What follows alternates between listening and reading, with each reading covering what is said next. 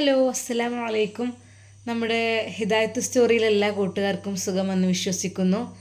അപ്പോൾ വീഡിയോ ഇല്ലാത്തത് കൊണ്ട് നിങ്ങൾ വിചാരിച്ചിട്ടുണ്ടാവും ഇനിയിപ്പോൾ കഥകളൊക്കെ നിർത്തിയോ, ഉസ്താദ് ഗൾഫിൽ പോകണില്ലേ, അതോ ഇവിടെ തന്നെ സെറ്റിൽഡ് ആകണോ എന്നൊക്കെ ഇങ്ങനെ വിചാരിക്കണ്ടാവും അല്ലേ. അപ്പോൾ നിങ്ങളോട് അതിനെക്കുറിച്ച് കാര്യം പറയണമെന്ന് വിചാരിച്ചിട്ടാണ് ഞാൻ വന്നത്. അതായത് ഇന്ന് ഷോപ്പിങ്ങിനൊക്കെ പോയി ഒരുപാട് ടൈമായി. അപ്പോൾ പിന്നെ വീഡിയോ റെക്കോർഡ് ചെയ്യലും എഡിറ്റ് ചെയ്യലും ഒന്നും കഴിഞ്ഞില്ല കേട്ടോ. അല്ല, നിങ്ങളൊക്കെ ഡ്രസ്സൊക്കെ എടുത്തോ? എന്താണ് എടുത്തത്?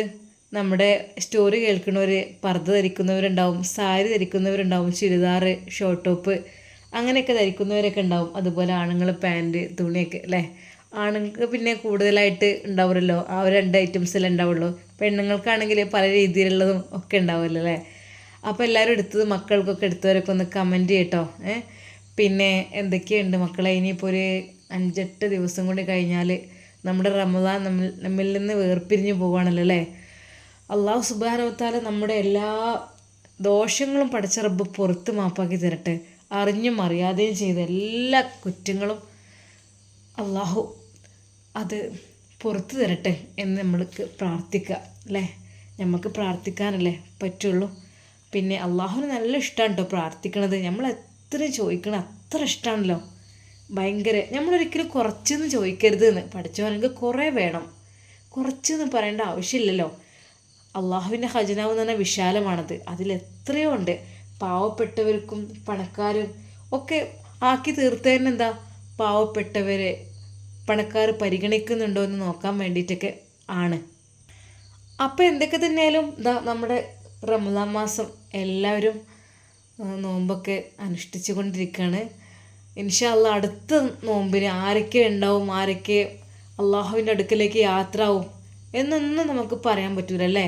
അപ്പോൾ എന്തൊക്കെ തന്നെയാലും എല്ലാവരും പരസ്പരം ദുആ ചെയ്യുക. മരണം ഖൈറാവുമ്പോൾ അള്ളാഹു നമുക്ക് ഈമാൻ നൽകി മരിക്കുന്ന ഉത്തമ മുത്തഖീങ്ങളിൽ പടച്ച റബ്ബ് നമ്മൾ ഉൾപ്പെടുത്തി അനുഗ്രഹിക്കട്ടെ. ആമീൻ. അപ്പോൾ നമ്മൾ ഷെഫി ഉസ്താദിനെ കുറിച്ച് പറയുമ്പോൾ ഷെഫി ഉസ്താദ് മണ്ടനാണ്, അങ്ങനെയാണ് ഇങ്ങനെയാണ്, പെണ്ണിൻ്റെ വാക്ക് കേട്ട് എന്നൊക്കെ പറയുന്നുണ്ട്. ഒരിക്കലും ഒരു കുടുംബബന്ധം അത് മുറിച്ച് കളയാൻ എളുപ്പമായിരിക്കും, കൂട്ടിച്ചേർക്കാനായിരിക്കും ഭയങ്കര പ്രയാസം അല്ലേ. എന്തൊക്കെ തന്നെയായാലും അള്ളാഹുവിൻ്റെ സിംഹാസനം വരെ കരയും എന്നാണ്. കാരണം എന്താ, ഡൈവേഴ്സ് എന്ന് പറഞ്ഞ സംഭവം പഠിച്ചോനെ ഒരിക്കലും ഒരു ഇഷ്ടമില്ലാത്ത, അതായത് ഹലാലാണ്, അത് അത്യാവശ്യമാണെങ്കിൽ ഒഴിവാക്കൽ, പക്ഷേ അത് ഇഷ്ടമല്ല, ആ ഒരു രീതിയിലാണ് പഠിച്ചവനത് അതിനുള്ള വിധി കൽപ്പിച്ചത്. അപ്പോൾ എന്തൊക്കെ തന്നെയാലും എങ്ങനെയെങ്കിലുമൊക്കെ ജീവിച്ച് പോട്ടെ. എന്തായാലും കല്യാണം കഴിഞ്ഞല്ലേ. ഓരോ വീട്ടുകാരാണെങ്കിൽ അത്ര പ്രതീക്ഷയോടെയാണ് കാത്തിരിക്കുന്നത് ഞങ്ങളെ മരുമകനെ കുറിച്ചും. അതുപോലെ ആ പെണ്ണിൻ്റെ സ്വഭാവ ദൂഷ്യങ്ങളൊക്കെ മാറി നല്ലൊരു ജീവിതത്തിലേക്ക് കടന്നു വരാനൊക്കെയാണ് അവർ ആഗ്രഹിക്കുന്നത്. പക്ഷേ എന്തൊക്കെയാവും എങ്ങനെയൊക്കെയാവും എന്നൊന്നും ആർക്കും അറിയില്ലല്ലേ. അപ്പോൾ എന്തായാലും നമുക്കിതിൻ്റെ സ്റ്റോറി ബാക്കി കേട്ട് കംപ്ലീറ്റ് ആക്കണം കേട്ടോ.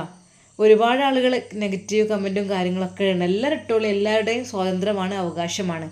പിന്നെ ലൈക്ക് ചിലർ ഞാൻ തരൂല, അത് ഞാൻ തരൂല, അത് കംപ്ലീറ്റ് ആകാതെ, അല്ലെങ്കിൽ ഞങ്ങൾ വിചാരിച്ച രീതിയെല്ലാം ഞാൻ തരൂല, അങ്ങനെയൊക്കെ പറയുന്നവരുണ്ട്. അതുപോലെ അങ്ങനെയൊക്കെ. അപ്പോൾ എന്തൊക്കെ തന്നെയായാലും പടച്ച റബ്ബ് ഷെഫി ഉസ്താദിന് നല്ലൊരു ജീവിതം കൊടുക്കട്ടെ എന്ന് നമുക്ക് പ്രാർത്ഥിക്കാം അല്ലേ. അപ്പോൾ നമ്മൾ ഹിദായത്ത് സ്റ്റോറി ഇല്ലാത്തതിൻ്റെ കാരണം ഇതൊക്കെ തന്നെയാണ്, വേറെ ഒന്നുമല്ല. അപ്പോൾ എല്ലാവരും എന്താ പറയുക, പരസ്പരം ദുആ ചെയ്യുക. അത് മാത്രമേ ഉണ്ടാവുള്ളൂ അല്ലേ. നമ്മൾ കാണാത്തവരൊക്കെ പരസ്പരം അങ്ങോട്ടും ഇങ്ങോട്ടും ദുആ ചെയ്യുക, അത് പഠിച്ചോ സ്വീകരിക്കുന്നതാണ്. അപ്പോൾ എന്തായാലും മക്കളെ, രാത്രി സമയം എത്ര ഒരുപാട് വൈകിട്ടുണ്ട് കേട്ടോ.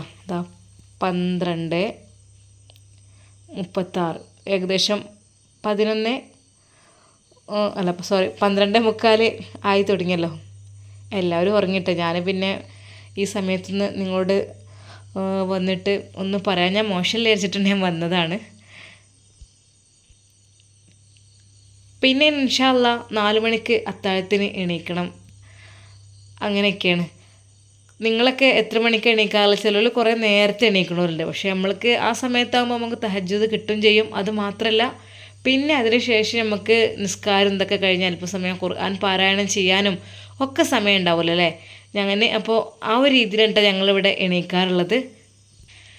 പിന്നെ ഇടയ്ക്കിടയ്ക്ക് നമ്മളെ സബ്സ്ക്രൈബേഴ്സൊക്കെ വിളിക്കലുണ്ട്. കണ്ണൂരിൽ നിന്ന് വിളിക്കും, അതുപോലെ കാസർഗോഡ് നിന്ന്, ചാവക്കാട് ആ ഭാഗം, അങ്ങനെയൊക്കെ ഇടുക്കി, ദോഹ, അങ്ങനെ ഒരുപാട് ആളുകളൊക്കെ ഇങ്ങനെ വിളിക്കാറൊക്കെ ഉണ്ട് കേട്ടോ. അപ്പോൾ അവരിങ്ങനെ ഓരോ കാര്യങ്ങളിങ്ങനെ പറയും. അവർക്കൊക്കെ ഒരുപാട് കഥകൾ പറയാണ്ടത്രേ. അതായത് അവരുടെ ജീവിതത്തിലും ഇതുപോലെ നടന്ന സ്റ്റോറികൾ, ഇതൊക്കെ കേൾക്കുമ്പോൾ അവർക്ക് അവരുടെ പഴയ കാലമാണ് ഓർമ്മ വരുന്നത് എന്നൊക്കെയാണ് പറയുന്നത്. അതായത് ഒരുപാട് ഉമ്മമാരില്ലാത്ത മക്കൾ, അങ്ങനത്തെ ഒരു അവസ്ഥയും കാര്യങ്ങളൊക്കെ ഉണ്ടാവുമല്ലോ. ആ ഒരു അവസ്ഥയൊക്കെ നേരിട്ട് ഉമ്മ കിട്ടിയ ഉപ്പ കല്യാണം കഴിച്ച ഭാര്യ ഇവരോട് ഒരു ജാതി സ്വഭാവവും കാര്യങ്ങളും, ഒരു ഭക്ഷണം കൊടുക്കാതെ, അങ്ങനത്തെ ഒരു അവസ്ഥയിലൊക്കെ കടന്നു പോയവരുണ്ട്. അപ്പോൾ നമ്മുടെ ഈ സ്റ്റോറി കേൾക്കുമ്പോൾ അവർക്ക് തോന്നുകയാണ്, പഠിച്ചവനെ ഇത് എൻ്റെ സ്റ്റോറി പോലെ ഉണ്ടല്ലോ എന്നൊക്കെ. അങ്ങനെ ഒരുപാട് ആളുകളൊക്കെ എൻ്റെ സ്റ്റോറി പറയുമോ എന്നൊക്കെ പറഞ്ഞിട്ട് ഇങ്ങനെ വിളിക്കാറുണ്ട് കേട്ടോ.